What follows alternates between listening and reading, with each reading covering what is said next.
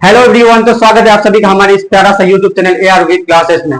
देखिए, आज हम सब गार्जियंस को मैं बता दूं कि ये मेरा जो आज वीडियो रिकॉर्ड करने का मेन मकसद जो है वीट कोचिंग से जुड़े हुए उन सभी बच्चे से है और उन सभी बच्चों के पेरेंट्स से है जो कि यहाँ पे पढ़ रहे हैं। यानी कि अभी जो हम मौजूद हैं ये क्लास 10 का बैच है और मैं देखिए हम तो अपने तरफ से बिल्कुल 100% दे रहे हैं। मैं आप लोगों को दिखाना चाहता हूं कि आपके जो बच्चे हैं ये अपने आप से जो है कितने परसेंट दे रहे हैं।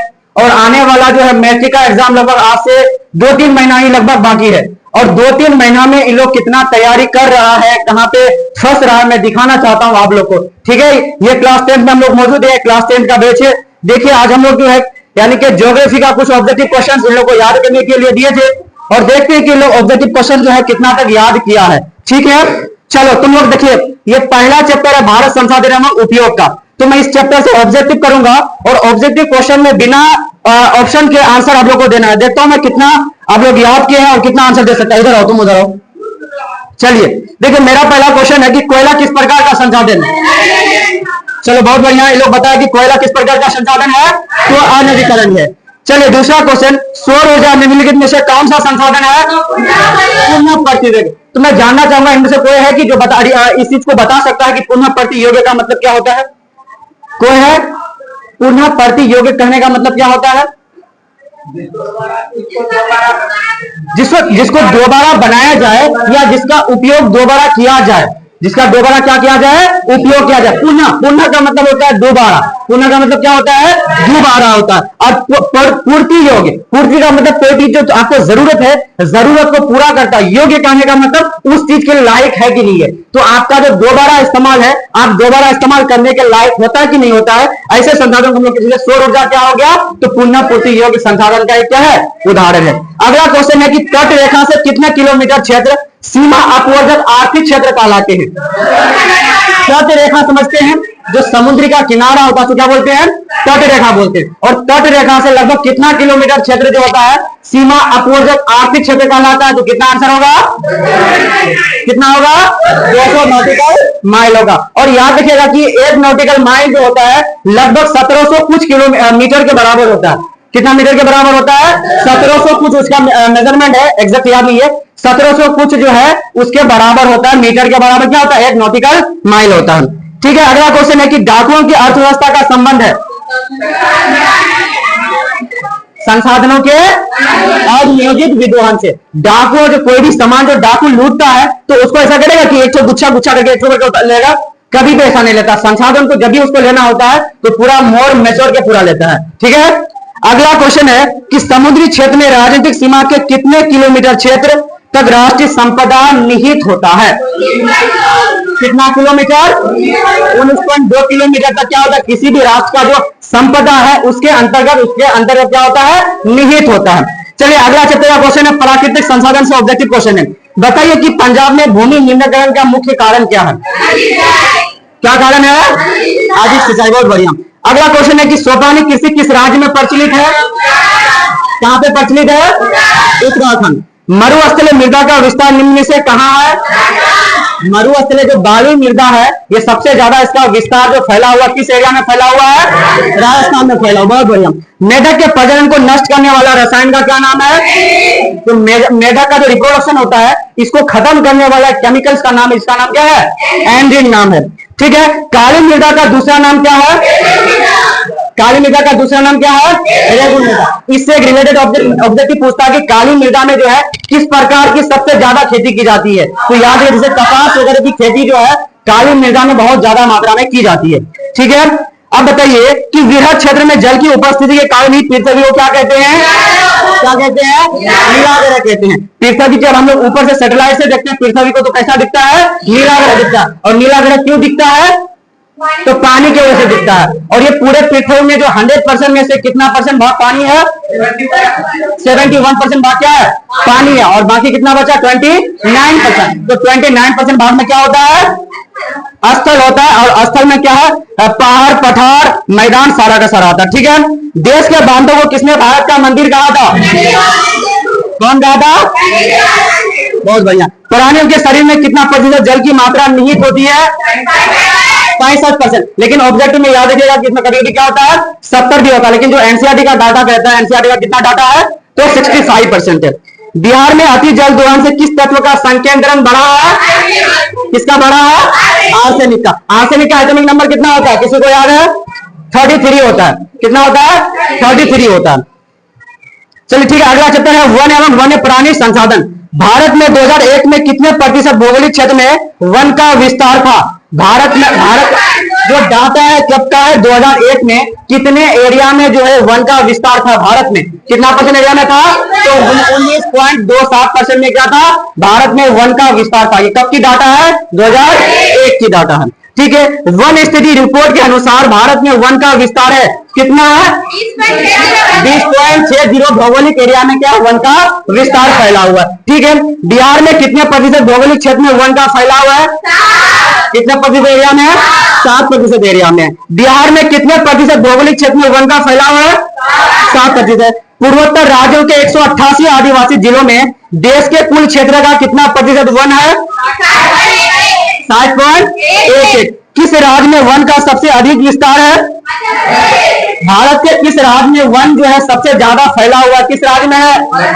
मध्य प्रदेश में फैला हुआ। ठीक है, वन संरक्षण एवं प्रबंधन की दृष्टि से वनों को वर्गीकृत किया गया है। कितने वर्गों में किया गया है? 3 वर्ग। किसी को पता है कि 3 वर्ग क्या क्या है? चलिए बेटा बताओ। चलिए कौन कौन सा वन है? रक्षित वन है, आरक्षित वन है और अवर्गीकृत यानी कि क्लासिफाइड फॉरेस्ट है, अनक्लासिफाइड फॉरेस्ट और कौन सा है? Reserve forest. यही है, तीनों का डिफिनेशन पता है? चलो ठीक है, पता नहीं भी है तो याद कर लेना इसको। ठीक है, चलो बताओ 1951 से 1980 तक लगभग कितना किलोमीटर क्षेत्र वन कृषि पे परिवर्तित हुआ है? कितना क्षेत्र हुआ? 26,200। कितना? 26,200 एरिया जो है, किलोमीटर एरिया जो है किसमें परिवर्तित हुआ है? तो क्षेत्रों में परिवर्तित हुआ, कृषि क्षेत्र में गया हम। ठीक है, संविधान का जो धारा 21 है इसका संबंध किससे है? संविधान का जो धारा है किससे संबंध? एक बार क्वेश्चन तो सुन लेते हो, कितना याद किया है लोग? क्वेश्चन नहीं सुनता आंसर दे देता पहले। बहुत बढ़िया। संविधान का धारा 21 का संबंध किससे है? वन्य जीव और वन्य संरक्षण से है। वन्य जीव और वन्य जो प्राणी है या वन्य का संरक्षण से किसका लगा हुआ है? तो धारा 21 का। ठीक है, एक एनजीओ की वानिका रिपोर्ट के अनुसार 1948 में विश्व में कितने हेक्टेयर भूमि पर वन का विस्तार था? तो कितने हेक्टेयर था? तो 4 अरब हेक्टेयर। चलो बताओ तो इनमें से एनजीओ का फुल फॉर्म क्या होता है? नॉन गवर्नमेंटल ऑर्गेनाइजेशन, यानी कि गैर सरकारी संगठन को हम लोग क्या बोलते हैं? एनजीओ बोलते हैं। एनजीओ हम लोग का तो गांव देहात में भी चलता है, शहर में भी चलता है। एनजीओ जैसे मान लो सिलाई मशीन का कोई एनजीओ चलाता है, कोई जो है गरीब आदमी के लिए कोई वेलफेयर ट्रस्ट चलाता है, तो वो भी अगर सरकार के अधीन नहीं होता है, सरकार के अंडर में नहीं होता है, तो वो भी क्या कहलाता है? एनजीओ का ये क्या है? टाइप में से है। ठीक है, प्राकृतिक संसाधन के संरक्षण 1968 में कौन सा कन्वेंशन हुआ था? अफ्रीकी कन्वेंशन। या ये भी पूछ सकता है 1968 में जो है प्राकृतिक संरक्षण और वातावरण की दृष्टि से कौन सा कन्वेंशन हुआ था? उसका नाम क्या था? तो उसका नाम था अफ्रीकी कन्वेंशन। क्या नाम था? अफ्रीकी कन्वेंशन था। चलो बताओ इनमें से कौन सा जीव है जो केवल भारत में ही पाया जाता है?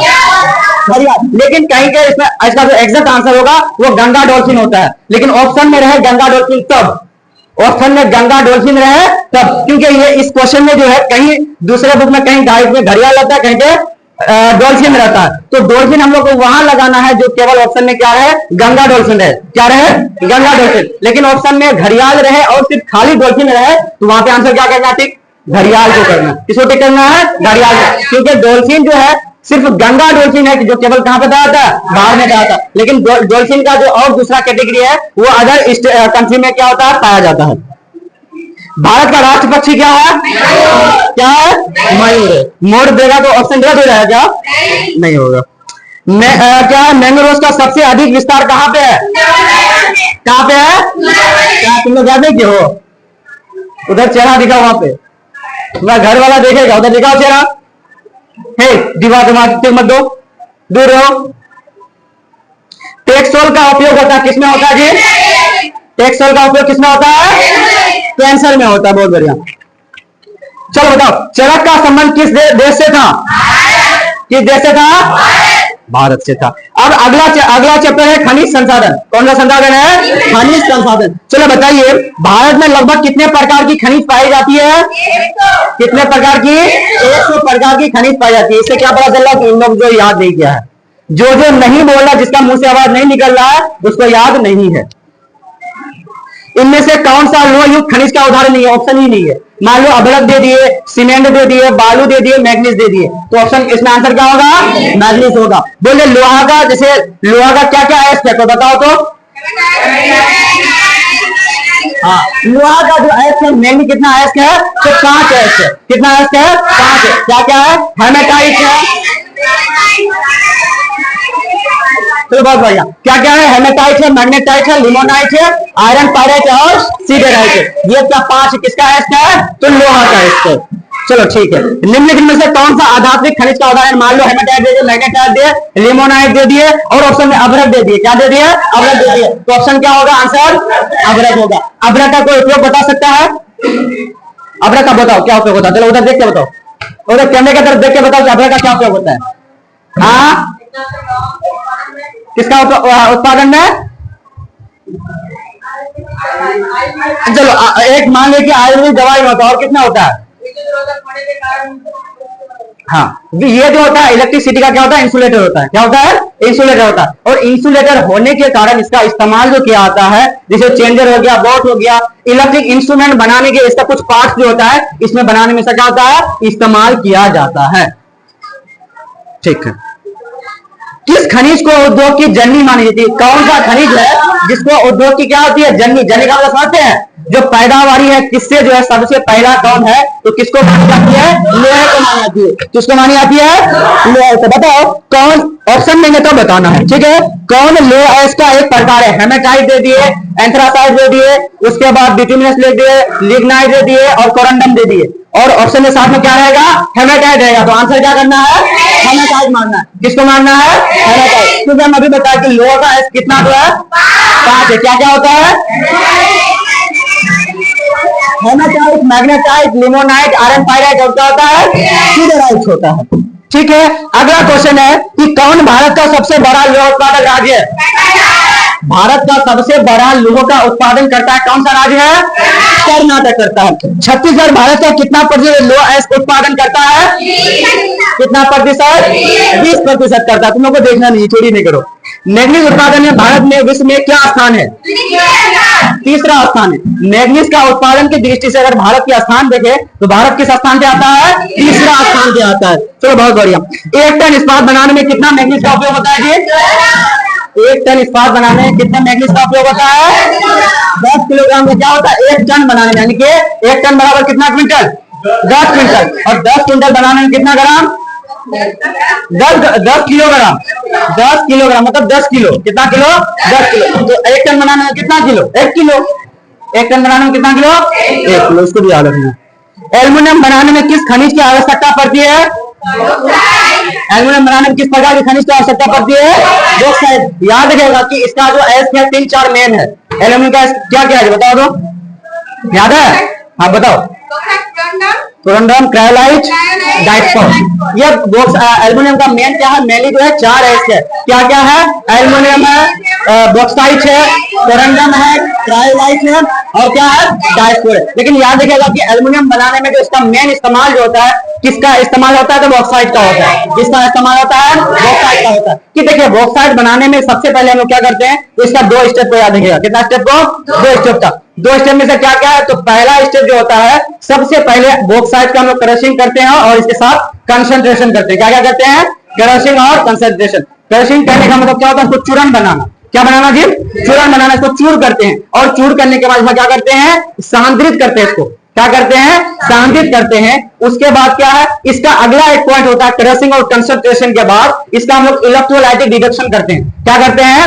Electrolytic deduction. और इलेक्ट्रोलाइटिक डिडक्शन में हम लोग करते क्या है? तो इलेक्ट्रोलाइटिक यानी कि इलेक्ट्रिक करंट के द्वारा इसका रिडक्शन करवाते हैं। और रिडक्शन के साथ साथ जो हम लोग वहां पे इस्तेमाल जो करते हैं, किसका इस्तेमाल करते हैं? तो क्रायोलाइट का इस्तेमाल करते हैं। किसका इस्तेमाल करते हैं? क्रायोलाइट का। तो इसका जो मेन है क्या होता है? एल्युमिनियम का बॉक्साइट होता है। क्या होता है? बॉक्साइट होता है। लेकिन जो हम लोग एल्युमिनियम प्राप्त करने के लिए कुछ मात्रा में किसका भी इस्तेमाल करते हैं? तो क्रायोलाइट का इस्तेमाल करते हैं। किसका इस्तेमाल करते हैं? क्रायोलाइट। और जैसे क्रायोलाइट मिलाते हैं तो क्या बन जाता है? एल्युमिनियम बनता है और साथ में कुछ मात्रा में ऑक्सीजन गैस निकलता है। कौन सा गैस निकलता है? ऑक्सीजन गैस निकलता है। चलो ठीक है।